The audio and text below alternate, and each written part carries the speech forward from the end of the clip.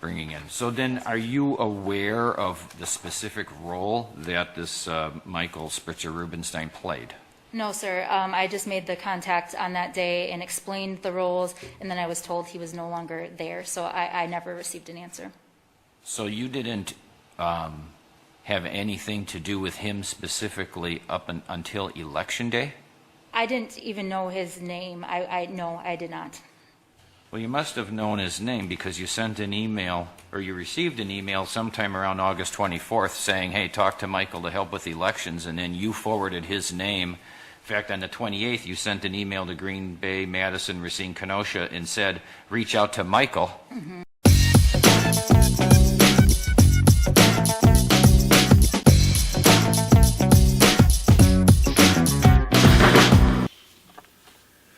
Well, we're back to talk about some more. We're talking Racine, and we're talking about Racine. Mr. George Myers. Mr. Good morning to you out there. Morning. Jim Spodek. Morning. Ken Jordan. Good morning. You know, a lot of people probably don't watch this in the morning. No, I don't think so. So good afternoon to those of you who slept late. We got a little thing going on here today. Some subpoenas were served on people in Racine here. Tara Coolidge and Vicki Selkowe, and there were actually others served too. But right, others. No, just for those kind of new to the thing. Yeah. Tara Coolidge is the city clerk, and Vicki Selkowe is on the kind of a legal advisor in the mayor's office. So we're going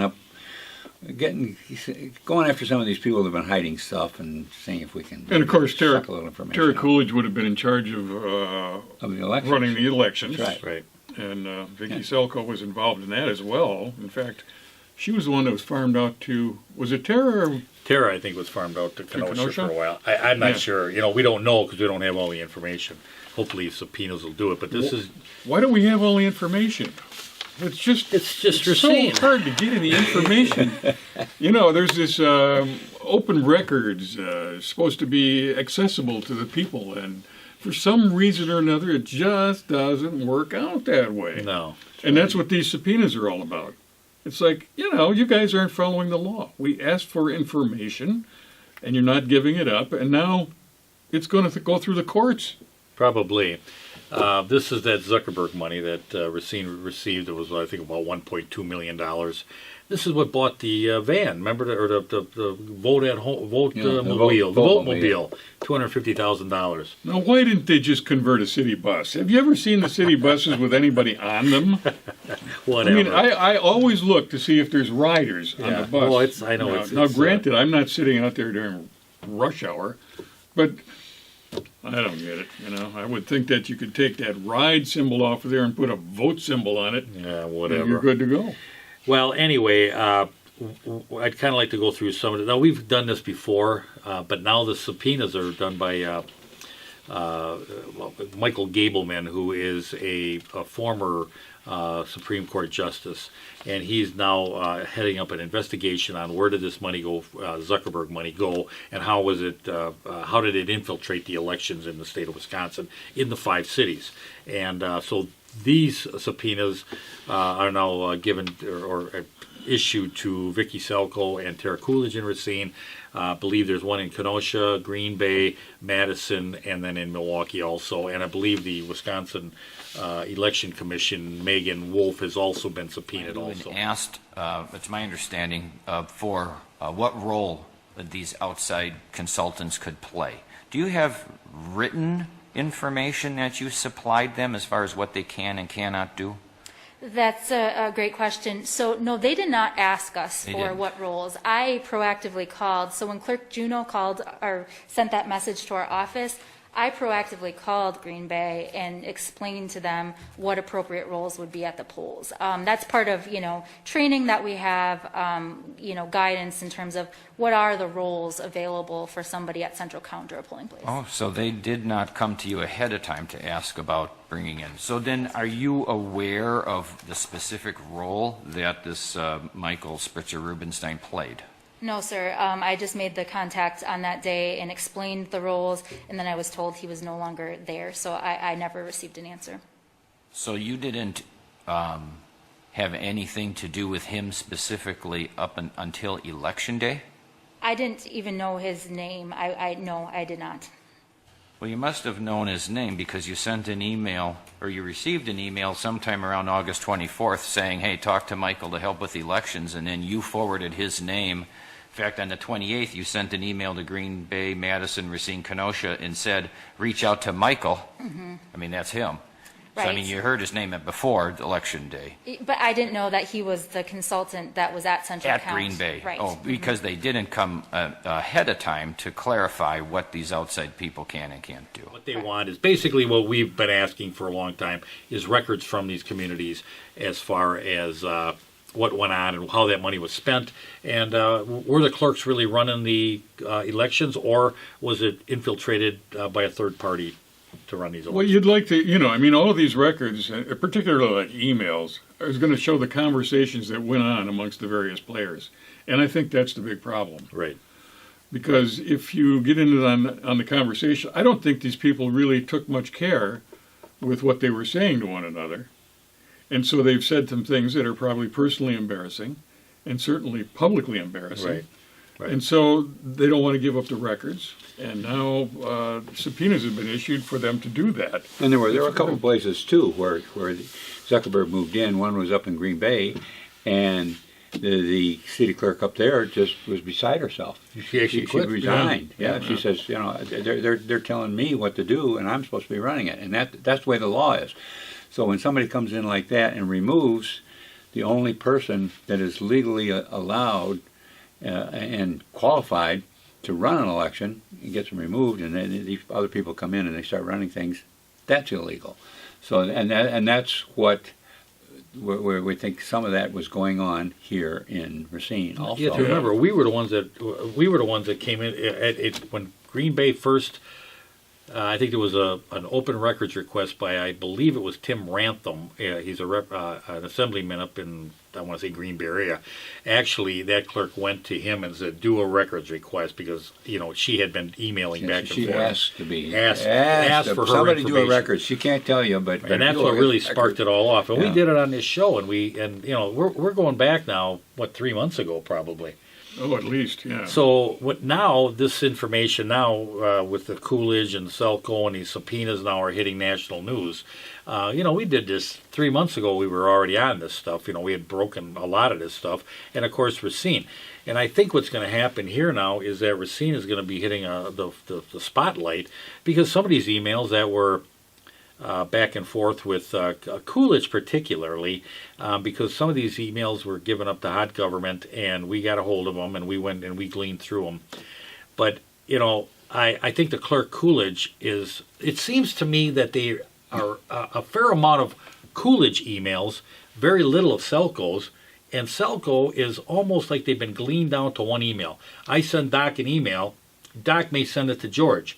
Well, I should be able to get the email at Doc, because I'm asking what Doc sent. He should be in it, and George should be in it, and I should be in it. The whole chain should The show whole up, chain. Well, when we first asked for it, didn't Selkowe come up with these tens of thousands of emails? Yeah, I think it was like 68,000 or Some something. huge number of emails, Not and we said, even. how can it be that much? He had to be getting an email every 30 seconds or something like Right. that. But then when it finally push came to shove, and it was time to produce, we get 200. Actually, there's only 5. Yeah, Yeah. I mean, exactly. I mean, it's just bogus, and it's bogus. Now this subpoena, and I know that hot government has a suit, a mandamus, asking for the emails from Racine, the ones that are not been given. But this subpoena is basically asking for the same things. And now we've got an investigation going on, and hopefully we can kind of somehow acquire those emails too. But I kind of wanted to go through some of these emails that Selkowe and Coolidge, that some of them that were released. But bear in mind, this is just scratching the surface, Right. and you have said, and we've agreed with you, they're probably setting her up Oh yeah. to take the fall, Yeah. as though Because there's an no bigger over than this. amount of chain of emails that Coolidge is on, or Coolidge has been involved with Rubenstein, who was also in Green Bay, and he was from the Zuckerberg organization, or Vote at Home they called it, and he was kind of setting up, how do you we're gonna do this. I think he even had keys to the auditorium when they were counting votes, and he was involved with certain things. in Racine also, and I'm sure it's in Madison and Milwaukee. And matter of fact, in Milwaukee, that Claire Woodall Vogue had talked to him at 3 a.m. and said something about the drop of emails or the drop of votes at that 3 a.m. drop. Well, I just want to go back to one thing that was done there when they talked in Milwaukee about Spitzer Rubenstein asking the clerk in Milwaukee, "Can I get into WisVote?" WisVote is the catch-all for the votes in Wisconsin. Yeah, it's all the election data, all the vote data. And she denied it. But I think in Racine that may have happened. Now, we don't have the actual email that says that happened, but we certainly have a lot of emails that lead up to it, and we can kind of go through those a little bit. But Well, what showed up was the fact that they were able to access information on who had and who had not voted on the day of the election. Yeah. So they knew if you voted or not. And they had basically contact information for everybody who had been a voter. Right. I mean, that stuff is publicly available. Yeah. But it shouldn't be publicly available as whether or not you have voted on a particular day. Correct. On the day. Correct. I mean, So- and it was a big deal because it was absentee votes. A lot of people voted absentee. So that information would have been ahead of the vote, who voted, who didn't. That's very valuable information for somebody who wants to go out and Get people in, Get right. vote- Okay, get yeah. voters. I mean, they know kind of how you vote depending on where you live. So if they want a particular kind of voters, they know where to go, and who hasn't voted yet, and whose door to be knocking on. But one of them is Arnie Steinberg, Ari Steinberg. Now, he was brought in, and there's emails, and I'll throw them on the screen.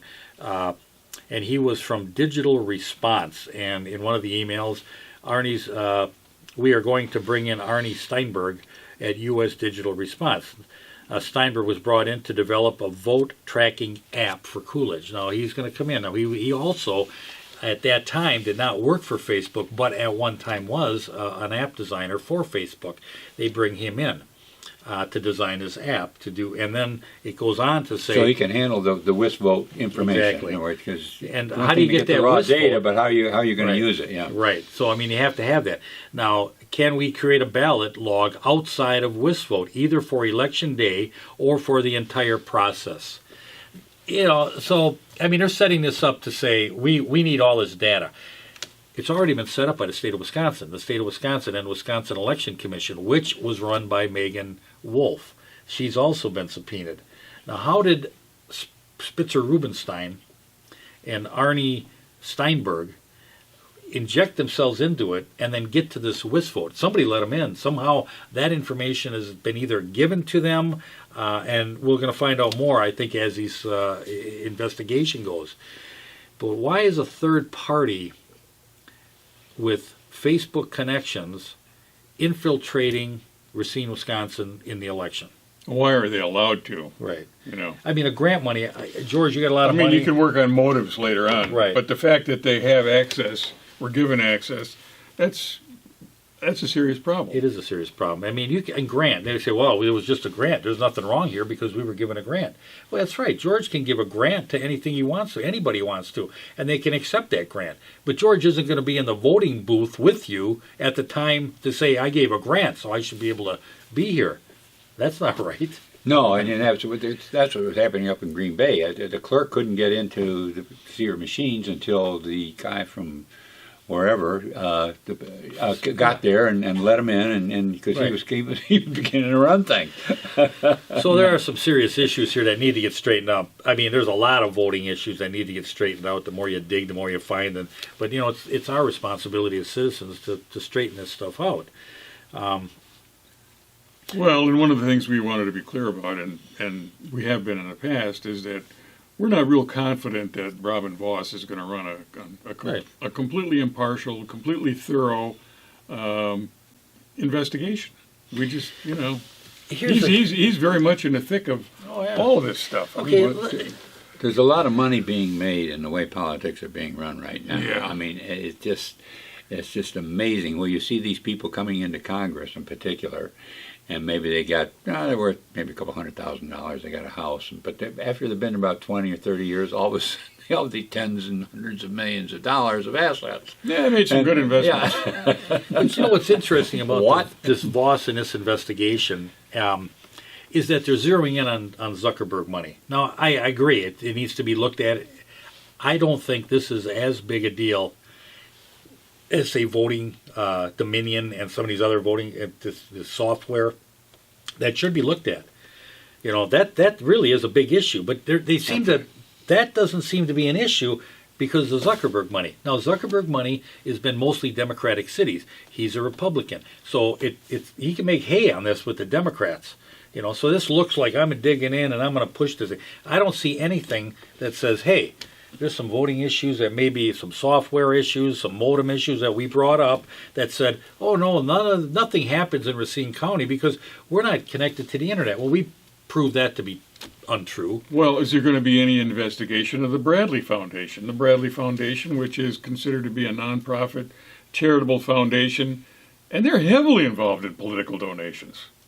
There's a lot When of is that name going to come up? I mean, it's over and over and over again on both sides of the aisle. It's just a lot of money and a lot of influence being, you know, displayed to you and I to get us to do what they want us to do in terms of voting. Exactly. So educate yourself. It really needs to be educated. You can't just say, I'm just going to follow this party line. You're not going to win doing that. No. You have to really critically think about what's happening here, and both sides, both Democrats and Republicans, have created this problem, and it needs to be corrected from the people. We, the people. Okay, well, let's move on to this project that we got going on down by the lake. That's an interesting one too. This is something we've mentioned before, and it's going down where the old gas company was, where the tanks were, where the arena was projected to be built. The Arena and Convention Center. You remember that from several years ago, and now they want to put up a big market rate apartment building. 200 apartments. 200 apartments. And somehow or another, you and I have got $2.6 million just lying around that the city fathers have determined should be used. The best use for it would be to subsidize this property by Hovde Properties, LLC. Now they got a $2 million grant, Now let's and then up to 10.5 million payments over 17 years. Now, Yeah. that's got to be kind of nice. Nice you know? little gig. I mean, just to help your business along, we're going to start off with 2.6 million, and then over the next 10 years, 17 years, we're going to give you another 10. Well, and we've Now, highlighted. Do you think you can make it with that? We've highlighted some people that are in business. In fact, just a couple of weeks ago, that couple that is abandoning their brew project. Right. They got, you know, they're basically going bankrupt. But if they were building condos, maybe they could get a little bit of tax dollars. I mean, you've got environmental issues down there, which was the arena. We learned that through the arena. How is that being handled? One of the things that, because I kind of dig into this stuff, was I'm trying to find information. I'd like to look at that contract. What is that contract between Racine and Hovde Properties? Did you submit a open records request? You would think that the finance, That was a joke. I know it's a joke, but it's almost like it's a bad joke now. Yeah. You would think that if the finance committee approved this, that the contract would be available to inspect. Now it's been Right. approved, and it goes to the Common Council, and they approve it. At some point, the citizens of Racine should be able to look at that contract. You cannot find that. I could not find that contract. Mm-hmm. And I can usually that's amazing, dig, and that is not good news, folks. That's very important, because if these things are going to be all behind closed doors, that's not the way to run a government. And it's in apartment buildings. I mean, I don't quite see the real heavy market value in that compared to like manufacturing coming in. Manufacturing really helps the local economy. It's building something. Apartment buildings are just kind of, they're there and people come and live in them. Right. But you're not producing anything that goes out in exchange Into the world at from large. into the world at large, right? Yeah. I mean, Johnson Wax is a great example of that. I mean, their products go all over the world, So you bring in some liquids and stuff like that, and maybe it's worth $100,000. But when they get done with it, it's worth millions in product. Yeah. So when they sell that all over the place, what happened? 100,000 went out to get those products, but when they sell them all over the place, millions come in. Right. It pays You see, employees and that's pays how taxes, manufacturing right. works. Apartments, they're just rentals. People come in and pay rent. Where does that go? Well, that was the strength of the It goes Racine to- economy for a long time, was industry. Yeah, that's You know, right. we- That's we why had Racine was powerful because Here's the that's what thing: they it were says doing. market rate apartments. Whenever I see that, I always like kind of cringe because it's like nothing is built market rate. Machinery Row was going to be market rate. That was not that didn't fly, and it never was going to be market rate. That was just a plain lie. And these other projects out there is going to be market rent, market rent, market rent. None of them are market rent. And here's the other thing: we have to pay. In this particular instance, this apartment building, you pay them to come to Racine. Nobody just walks in and says, "Geez, I want to be in Racine." No, they have to be almost like you have to Well, you pay them millions of dollars to come here. Come here, we'll give you millions of dollars. Not only that, but if you're going to, market rate, that's we're talking now $2,000 for a 2-bedroom Plus. and $1,500 for 1-bedroom at least. That the apartment doesn't make anything. I mean, you could come broke. You could come broke into Racine. If there's jobs there for this new manufacturing company, you come broke. Yeah, come on, we'll hire. All we need is you to be able to work. You go to an apartment, you got to come here and live here and be ready to pay $2,000 a month for your 2-bedroom apartment. Where's that $2,000 coming from? I What think job are you? Foxconn in this thing? executives. Yeah, They're going to want to live down by the lake.